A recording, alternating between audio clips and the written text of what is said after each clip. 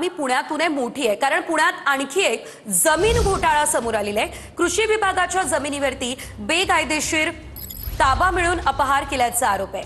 आदेश डावलून जमीन विजन प्रॉपर्टीला देण्याचा निर्णय झालाय। दिग्विजय पाटील, शीतल तेजवानी, तहसीलदार येवलेंवरती गुन्हा दाखल झालाय। या जमीन घोटाळ्यामध्ये अमेडिया कंपनीचा सहभाग आहे। तहसीलदार येवले यांना या प्रकरणामध्ये कालच निलंबित सुद्धा करण्यात आले। पुण्यातील बोपोडीमध्ये कृषी विभागाची 5 हेक्टर जमीन। या संदर्भात अधिकचे अपडेट आमचे प्रतिनिधी योगेश बोरसे यांच्याकडून घेऊयात। योगेश, आपण पाहतोय अतिशय मोठा घोटाळा असल्याचं समोर येतंय, कशा प्रकारे कारवाई या संदर्भात केली जाते? अपडेट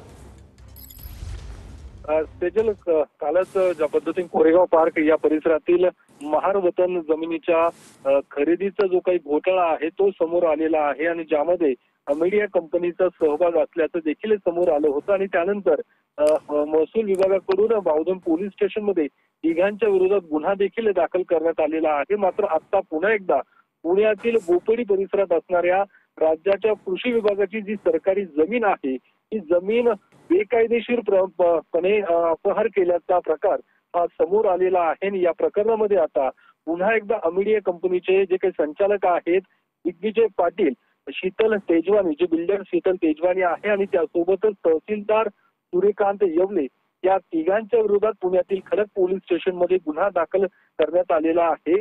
या जी काही जमीन आहे ही जमीन ज्या पद्धतीने सरकारी आदेश होता की सरकारी जमीन आहे, मात्र तो आदेश डावलून विजन प्रॉपर्टी आणि अमेडिया कंपनीला ही जमीन देण्यात आलेली आहे, ज्यामध्ये सरकारी कर्मचारी, अधिकारी त्यासह इतर लोकांचा देखील सहभाग आहे आणि त्यामुळे या संदर्भात आता प्रशासनाकडून खडक पोलीस स्टेशनमध्ये तक्रार दाखल करण्यात आली होती आणि त्यानंतर गुन्हे देखील दाखल करण्यात आलेला आहे। आता गुन्हे दाखल झाल्यानंतर या सर्वांची चौकशी होईल का?